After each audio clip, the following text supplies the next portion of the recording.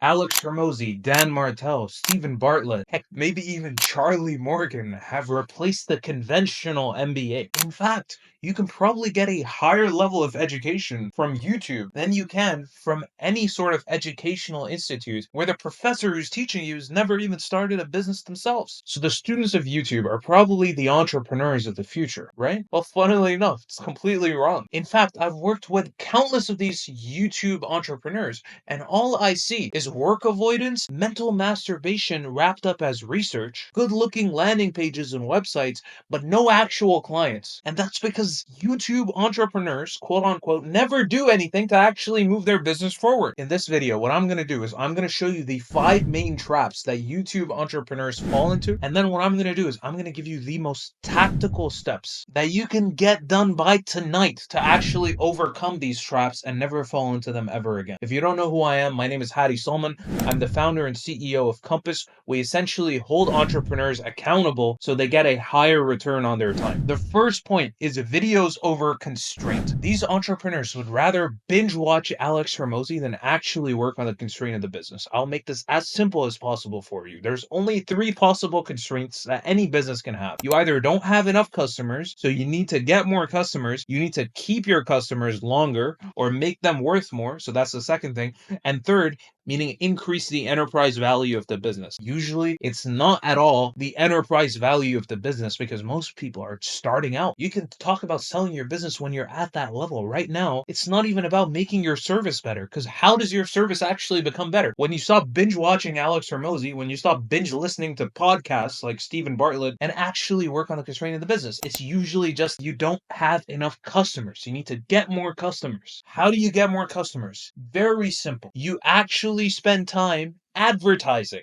Advertising is the act of making your service or your product known to other people. Make the calls, send the DMs, send the emails, so on and so forth. Second main point, chronic shiny object syndrome. The entrepreneur that is addicted to YouTube, the graduate of YouTube University, has literally been exposed to so many business models. There are too many. You got one person telling you to, hey, start this dropshipping store. Then another person introduces a new opportunity. Hey, AI automation agency. And then another person that introduces SMMA. And then another person that introduces, agency 1, agency 2, whatever the hell it is. So the student of YouTube University is so overwhelmed by this paradox of choice, they have no idea which opportunity to actually pick. And so they enter what is usually called analysis paralysis. They're like, should I do this? Should I do this? Or should I do that? Or should I do this? And you know what's worse? They usually enter one thing, they start a dropshipping store, they start a personal brand, they start an agency, and then when shit actually gets hard, they quit. Next, aesthetic perfectionism. I talk about this so much. These entrepreneurs spend 3 weeks to make websites, 5 months to launch their ad. It takes them so long to actually get shit done. Their failure is literally inevitable. It's set in stone because they're just working so slowly compared to everyone else. It shouldn't take you 5 weeks, 3 weeks, even a week to build a landing page. It should take you maybe 3 hours, 4 hours. It should take you maybe a day, 2 days to launch your ads, a day to record your VSL. You can set up the front end of a business within 3, 4 days. But the thing is, most of these entrepreneurs are like just perfectionists. You give them a Figma document, you give them a whiteboard on Miro, or you give them, I don't know, any funnel builder. They'll spend 20 fucking hours building a funnel when they don't even have data to actually validate their decisions. Let me tell you something. Jeff Bezos, he's richer than me, he's richer than you. You know what he did? He launched the Fire Phone. You and I don't know what the Fire Phone is. We use iPhones, Android, so on and so forth. The Fire Phone was a failure, but he launched it quickly. Why? Because he needed feedback. Imagine Bezos spent all that time perfecting the Fire Phone just for people to say, hey, Bezos, we don't want this shit. But you know what happened? When he launched the Fire Phone, people actually said, hey, I don't like the Fire Phone. I like Alexa though, so keep this, remove this. And so he built a fucking pod that's probably sitting in your home, and that's how Alexa, which nets him God knows how much money, was born. So if he's good enough to launch stuff while it's shit, why do you think you're better than him? Now, obviously, there's a base threshold that you want to meet. There's a certain quality that you want to maintain. Don't make grammatical mistakes on your landing page. But I'm telling you, if it takes you 2 weeks, 3 weeks, whatever it is, you are taking excessively long to actually complete the task at hand. Number 4, no metrics being tracked. Metrics are one of the most objective forms of accountability. If you have a fat dude, you put him on the scale, that's a metric. You have a very, very specific number that you can track. You're like, hey, You see this number? Very objective. But the thing is, most YouTube entrepreneurs don't even track anything. I'm not even talking about, opt-in rate, whatever it is. I'm talking about inputs. They don't track how many calls they make. They don't track how many emails they send. Because if they actually did, they'd realize that they're not doing anything. And number 5, I wanted to make this a point by itself, is advertising avoidance. Advertising is dry, mundane, and hard, okay? I'm not gonna lie to you. I'm not gonna sit here and tell you that you can enjoy a 4-hour work week. When you're starting a business, you have to put in an unreasonable amount of time. You have to have a very unbalanced life when you're actually advertising. But most YouTube entrepreneurs, frankly, I'm just going to keep it a buck with you here, is because advertising is just so hard for them, they avoid it for other tasks, namely research. So they can be watching a video where Alex Hormozi is teaching them how to scale a sales team. They don't even have any leads. This is by far, I think, the worst trap that YouTube entrepreneurs fall into, and it's probably the most detrimental. Now, as for action steps, how do you actually counter all of these to turn them into revenue? If you've fallen into the trap where you consume videos instead of work on the constraint of your business, this is what you want to do. Block YouTube and schedule 5 to 6 hours of uninterrupted time where you just advertise. How do you block YouTube? You can use an extension called Clear Space. There's a bunch of these. Just search it up. And the thing is, you don't want to turn it off. How do you make sure you don't turn it off? By having accountability.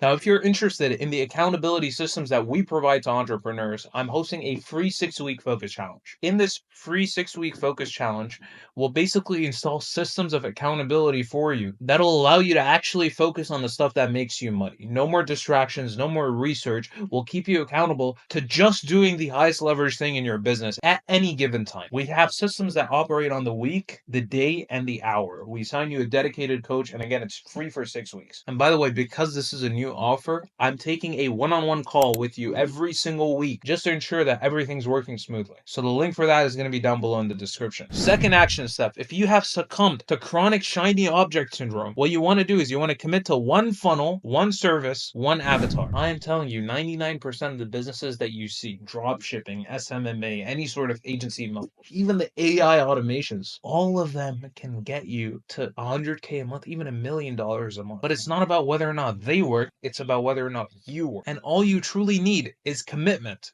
Commit to one funnel. I would even say commit to one client acquisition system. If you're going to do ads, just do ads until you've reached a level where you maximize the output. Serve one customer. You want to achieve this sort of oneness in everything you do when it comes to business. And the way that you do it is you actually define it. Most YouTube entrepreneurs don't even know the customer that they serve. You don't know who you serve. How are you going to commit to serving that person? So make a document with your ICP. Pick what mechanism you're actually going to find that ICP with. An ICP is an ideal customer profile. Then pick the mechanism by which you're actually going to find that ICP. It can be cold email, cold calls. Pick one and then stick to it. And then have one main service that you provide to this ICP. And then stick to that for at least 12 months before you start complaining about how hard it is and why it doesn't work, when the reality of the situation is you are just not skilled enough and you are just too individually incompetent to make anything work. Next, if you've fallen into the trap of aesthetic perfectionism, have an output quota and deadlines to launch quickly. What's an output quota? You need to have an outcome. So you need to send 300 emails. For example, for me, I need to actually have recorded a video. You want to have that quota and you want to hold yourself accountable to actually doing that quota. That's an output quota. So if you're building a funnel, building a website, you need to have the website launched, have the headline ready, the VSL ready, the copy of the entire landing page ready. That's an outcome. And then you have the deadlines. You want to have consequence-based deadlines. If your deadlines have no teeth, you're not going to do anything. And the closer you set your deadlines, the more you're going to be able to compress time. Next, if you're stuck in the trap of not tracking any metrics, this is what you want to do. You want to track the inputs first. So how many calls are you making? How many emails are you sending? That's kind of your top of funnel. What are you actually doing? If you're not doing anything, then start doing it and start tracking it. That is the main driver of your business. If you're not tracking that, you're screwed. And then you add one KPI a week. What is a KPI? A KPI is a